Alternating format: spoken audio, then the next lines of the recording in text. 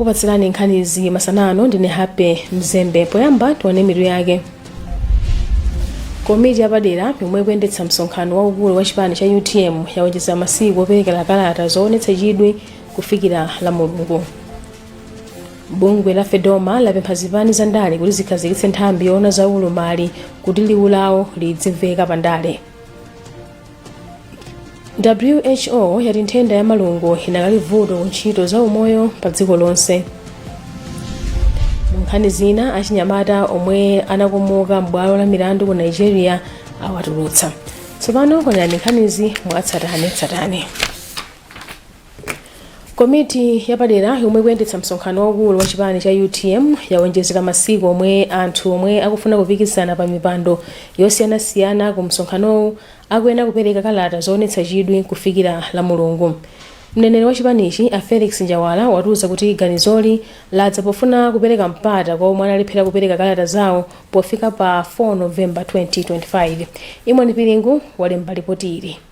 Mneneri wa chipani cha UTM a Felix Njawala wati kutsatira zokambirana za komiti yomwe ikuyendetsa za msonkhano waukulu wa chipanichi lolemba, komiti yawonjezera masiku olandirira kalata zoonetsa chidwi chokayimira nawo ku msonkhano waukulu. Anjawala ati zadza kamba kuti komiti yalandira madandaulo ochuluka kuchoka kwa anthu omwe akufuna kudzayimira nawo maudindo ku msonkhanowu okhudza nthawi yolandirira kalatazi. Iwo komabe atsutsa kuti mlembi wamkulu wa chipanichi Dr. Patricia Kaliati apereka kalata zofuna kuyimira maudindo awiri ku msonkhanowu. Awatu ndi amtsogoleri wa chipanichi komanso mlembi wamkulu, komanso atsindika kuti malamulo a chipanichi safotokoza kalikonse kuchuluka kwa maudindo omwe munthu angayimire. Imeneyo ineyo singachite kumafemu kuti abereka chifukwa ndangomanga ndipekesera komano ndafunsa iwo wanyali ananena kuti sakudzuka kanthu, so sindikudziwa kuti yachokera pati nkhani imeneyo, koma mmene ndikudziwira khangati ndi nkhani yampekesera chabe. Munthu sungapikisane malo awiri ngakhale constitution yathu ili silent pamenepo voto ndi mwina ballot paper kuti kodino akozopanga nthawi yanji ballot paper. Koma tukatswiri pandale a George Chaima wati ganizoli lasinthidwa kamba ka zomwe mtsogoleri wa chipanichi Dr. Michael Usi anayankhula posachedwapa podandaula kuti zina zomwe zikuchitika pa nkhani za msonkhano waukulu ndi kuphwanya malamulo. Iwo ati nzosatheka kuti malamulo akhale chete pa maudindo omwe munthu angayimire ku misonkhano ngati iyi. Ngakhoza okayika kwambiri kuti lamulo likhoza silent kapena osanenapo kanthu pa zinthu zofunikira makamaka maudindo ngati akuluakulu ngati amenewa. Sindikhulupirira kuti munthu mchipani ukhoza kuyimira maudindo awiri mu executive, weka ndi kukhala general secretary, weka ndi kukhala no president wa chipani. Ndikukhulupirira kuti itapezeka lamulo la mtundu ngati umeneyo tikhoza kunena kuti malamulo melana. Chipani cha UTM chichititsa msonkhano wake waukulu pa 17 November chaka chino mu mzinda wa Mzuzu. M'malo mwa Zodiak kuno ku Lilongwe ndine Imoni Pilingu.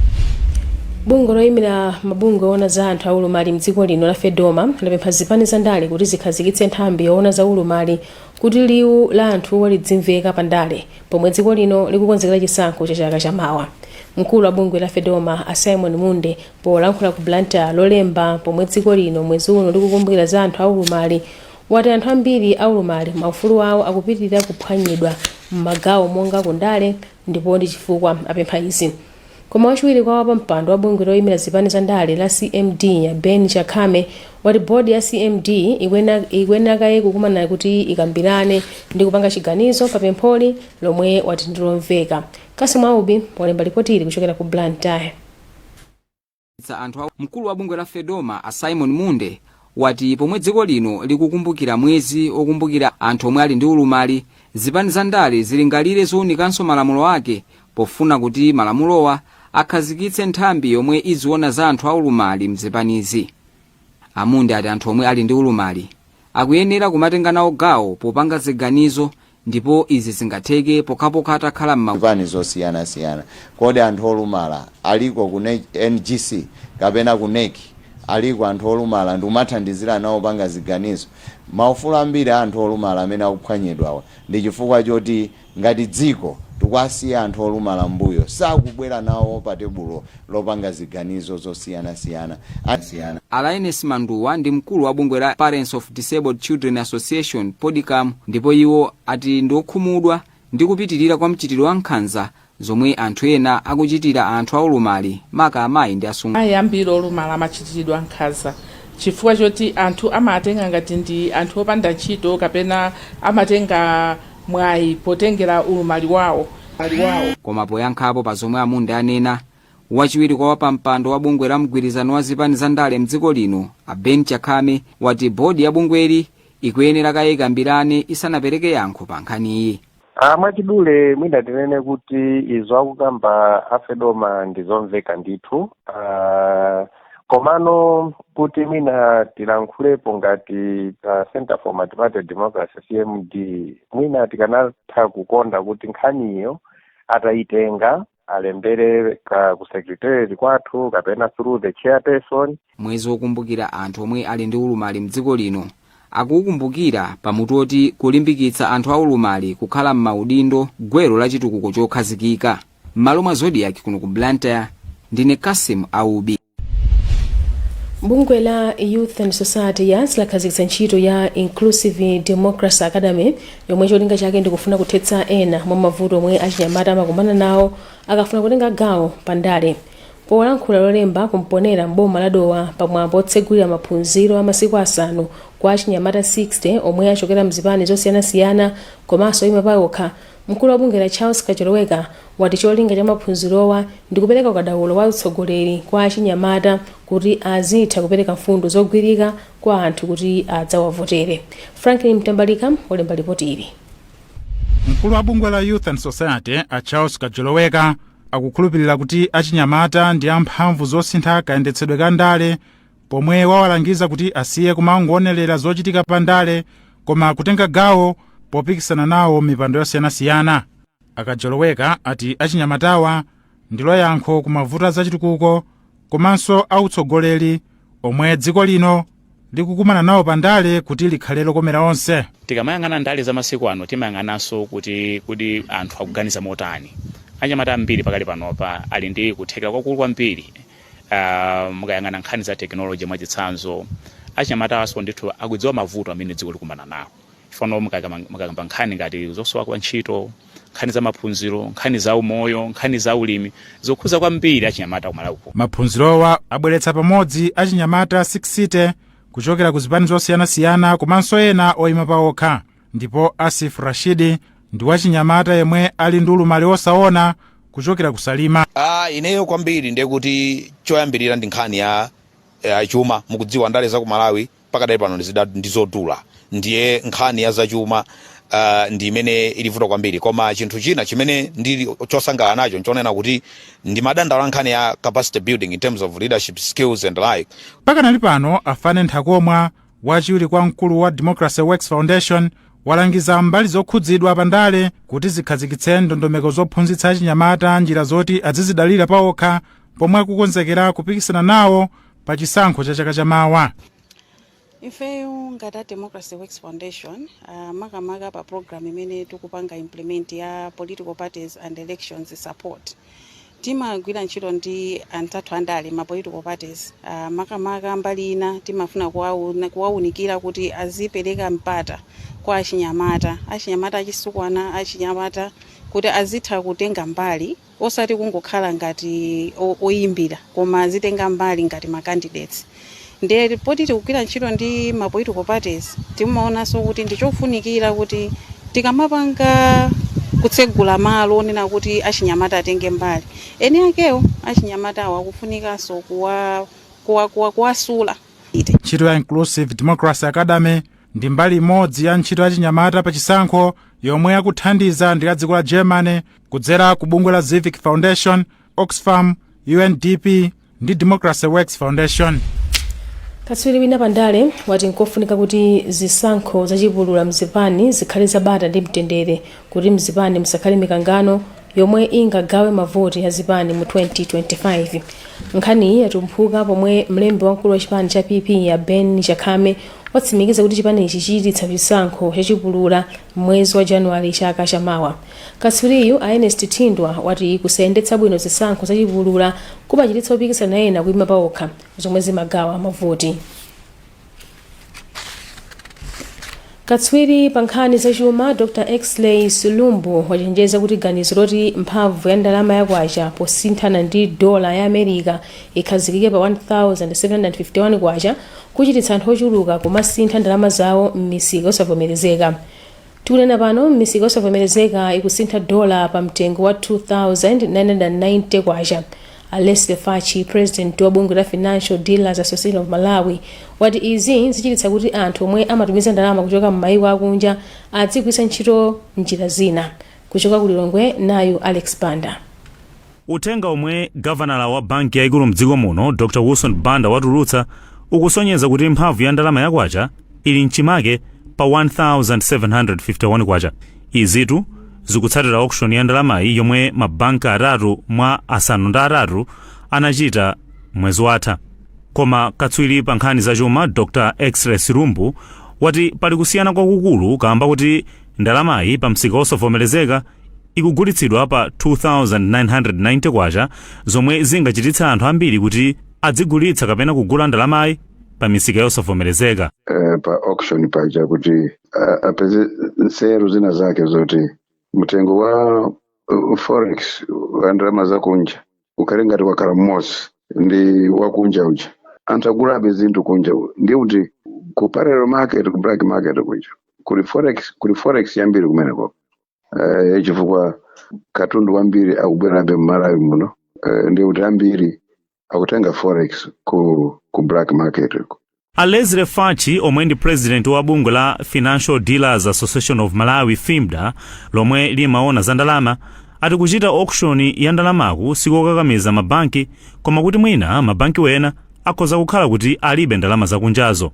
Komabe iwo awunikirapo kuti anthu okhala m'mayiko akunja atha kusakhala ndi chidwi kuti adzigwiritsa ntchito mabanki potumiza ndalama zawo kuno kumudzi. Ndikuona ngati ndi chifukwa chake tikuona kuti chifukwa cha madespite amaletsi tikumamva kwambiri which is not for confirmed koma tikumamva kwambiri kuti anthu a diaspora akusuntha ndalamazi amasinthana okhaokha ndi anthu ena amene akumafuna sondazo pamaleti okweya.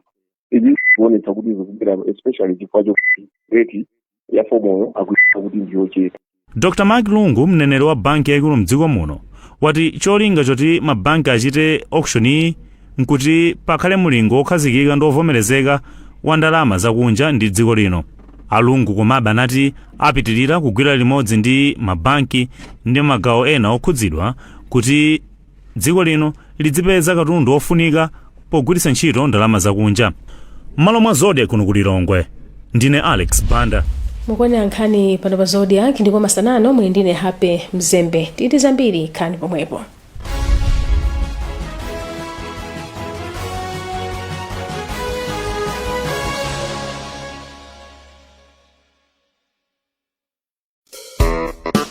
Abale ino nthawi yoti muzipumula pa nyumba musamavutikenso ndi udzudzu.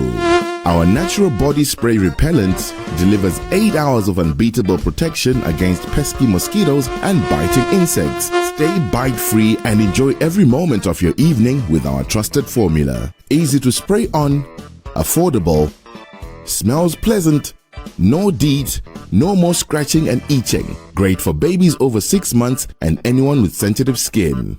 Get yourself a couple of bottles today to guarantee amazing sleep, mosquito bite-free.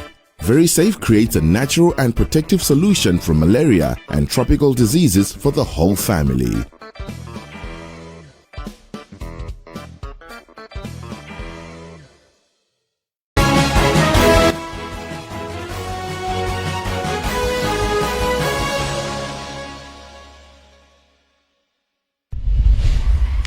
Takulandiraniso ndipo Masana mwindine Happy Mzembe. Pamene kupitani nkhanizi tintonenso mitu yake.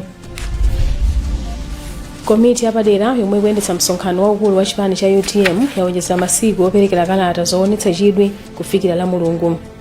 bungwe la fedoma lapempha zipani za ndale kuti zikhazikitse nthambi yoona za ulumali kuti liwu lawo lidzimveka pa ndale.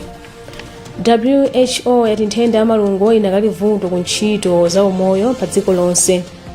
Mu nkhani zina, anyamata omwe anakomoka m'bwalo la milandu ku Nigeria awatulutsa. Tipitirire ndi nkhanizi. Bungwe loona za umoyo pa dziko lonse la WHO lati nthenda ya malungo ikanali vuto ku ntchito za umoyo pa dziko lonse kamba kuti pa chaka anthu oposa 200 miliyoni amapezeka adwala nthendayi. Mmodzi wa akuluakulu ku bungweli mdziko lino Dr. Michael Kayange wayankhula izi lolemba m'boma la Balaka pamwambo okhazikitsa ntchito yogawa ukonde odziteteza ku udzudzu pambali pa sabata yokumbukira nthenda ya malungo ku mayiko akumwera kwa Africa. Wachiwiri kwa nduna ya zaumoyo Halima Daudi wati nzika iliyonse mdziko lino ili pa chiopsezo chodwala malungo, ndipo tili ndi ripoti lomwe walemba Blessings Kang'ombe. Mmodzi wa akuluakulu ku bungwe la World Health Organization WHO mdziko lino Dr. Michael Kayange wati pamene nthenda ya malungo ili chiopsezo ku ntchito za umoyo pakufunika anthu mdziko lino asinthe kaganizidwe momwe amagwiritsira ntchito maneti oteteza ku udzudzu. Tikaona madata mafigala athu amene anthu akugwiritsira ntchito maneti amene akumagona muneti tsiku lililonse chaka chonse akumagona chama 100 iliyonse akumagona anthu 57. Lezi zimene zofunika tichika improve ngati dziko kuti anthu amene akumagona muneti tsiku lililonse chaka chonse azipira chama 80 pa 100 iliyonse. Tikatero tizaona kuti chiwerengero cha anthu odwala malungo chikunkanasikilasikira mpaka na kuzathana ndi malungo pofika chaka cha 2030. Wachiwiri kwa nduna ya zaumoyo Halima Daudi yati boma lalimbikitsa ntchito zake zochepetsa kufala kwa malungo, nthenda yomwe inagwira anthu 6.4 miliyoni mchaka cha 2023. Monga muzoti kumadera ambiri kumalawi kuno kuli udzudzu ambiri. Anthu akamalwidwa ndi udzudzu ambiri amatha kudwala nawo ena kufa. Ndengati boma tikuyesesa kuti ngati mmene tili pano lero tikugawa maneti kuti anthu azikagona maneti kuti udzudzu samalume kuti azipange prevent kuchoka ku malungo. Pakadali pano mtsogoleri wa US President Malaria Initiative mdziko lino Janelle Roth wati dziko la America ndilokondwa ndi ntchito yomwe dziko la Malawi likugwira pothana ndi malungo pofika chaka cha 2023. Chaka chino unduna wa zaumoyo ugawa maneti 11.7 miliyoni kwa anthu oposa 19 miliyoni mdziko lino. Malo mwa Zodiak kunchewo ndine Blessings. Amonika Chakwera, mkazi wa mtsogoleri wa dziko lino, wati kutsegulidwa kwa sukulu ya sekondari ya atsikana ya Jalira ndi chizindikiro choti boma lili ndi khumbo lotukula maphunziro a atsikana mdziko lino ndi cholinga choti adzakhale nzika zodalirika mtsogolo. Polankhula lolemba Chakwera ati atsikana ndi amayi asiye kudzipatsa malire kamba kuti dziko lino likwaniritse masomphenya ake pa chitukuko pakufunika wina aliyense atengepo mbali. Mawu ake mfumu yaikulu Chikula Mayembe yati kupatula kukongoletsa boma la Rumphi, sukulu ya Jalira ithandize kupititsa patsogolo mwayi wa maphunziro pamwamba kwa ophunzira achitsikana. Brian Machere walemba ripoti ili kuchokera ku Rumphi.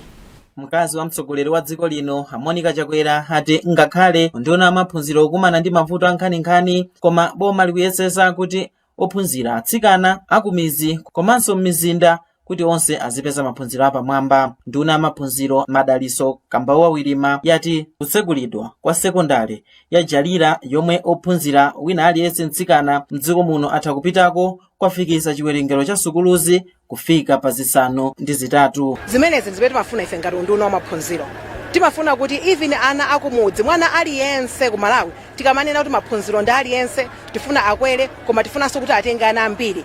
Timafuna zimenezi kuti olo mwana wakumudzi asakaname kunena kuti ine ndakanika kuphunzira chifukwa choti sukulu imene mapita inalibe zoyenereza. Mawu ake Themba la Mathemba Chikula Mayembe yati kupatula kukongolesa boma la Rumphi, sukuluyi ilimbikisa maphunziro apamwamba maka kwa atsikana. Mtsogoleri wa ophunzira pa sukuluyi Grace Mandira wati sukuluyi ithandizira kuti ophunzirawa akwanirise maloto awo. Sukulu ino ndi abwino kwambiri chifukwa iyi ndi zinthu zonse zofunikira komanso azipesake ndi abwino komanso ndi ma classrooms okwanira form 1 kufika pa form 4. Bungwe la Seeds Missionaries lochokera mdziko la Korea komanso United States mosogozedwa ndi Ruth Beck ndo mwanapereka thandizo la ndalama zomangira sukuluyi. Malo mwa Zodiak Rumphi ndine Brian Machere. nduna yoona za maphunziro mdziko la Gambia Profesa Pierre Gomez yati dziko la Malawi lili ndi mayankho pa mavuto omwe akukhudza ntchito za ulimi wa nsomba komanso kutukula ulimi ngati bizinesi. Profesa Gomez ati dziko la Malawi lili ndi University ya Luwana yomwe malingana ndi banki yaikulu pa dziko lonse World Bank ndiyo khayo yomwe ikupereka maphunziro apamwamba pa ulimi wa nsomba komanso maphunziro otenga ulimi kukhala bizinesi muno mu Africa. Iwo ayankhula zolemba kulilongwe atayendera sukuluyi. Wachiwiri kwa mkulu wa Luwana Profesa Emmanuel Kaunda wali nthawi yakwana tsopano kuti dziko la Malawi lichilimika maphunziro omwe limapereka ma university yake komanso kudzigulitsa ku maiko ena. Ngati Luwana timazinyoza kuzidelera koma tizindikire kuti Malawi kuno Luwana kuno tindi akadaulo amene dziko lonse la Africa likuyang'anapo. Aminista amene abwerera ona ku minista tinayamba kukambirana atamva kunena kuti Africa yonse ngati kuli center imene a World Bank akuyidalira pa nkhani ya za nsomba komanso pa nkhani ya ukadaulo wa entrepreneurship za mabizinesi ndi Luwana. Mu nkhani zina, President wa dziko la Nigeria walamula kuti achinyamata omwe anawamanga pa mlandu waganiza kuti amafuna kulanda boma awatulutse potsatira mpungwepungwe yemwe wadza patatuluka kanema woonetsa achinyamatawa atakomoka m'bwalo la milandu. Achinyamatawa omwe alipo 27 mgulu la anthu 76 omwe akuganiza mlandu akhala akuwasunga kwa miyezi potsatira zionetsero zotsutsana ndi boma. Iwo ndazaka zapakati pa 14 ndi 18.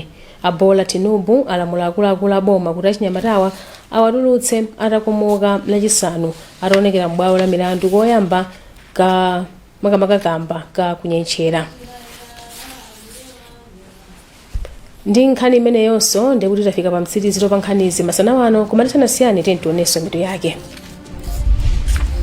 Komiti yapadera yomwe ikuyendetsa msonkhano waukulu wa chipani cha UTM yawonjezera masiku operekera kalata zoonetsa chidwi kufikira la Mulungu. Bungwe la Fedoma lapempha zipani za ndale kuti zikhazikitse nthambi yoona za ulumali kuti liwu lawo lidzimveka pa ndale.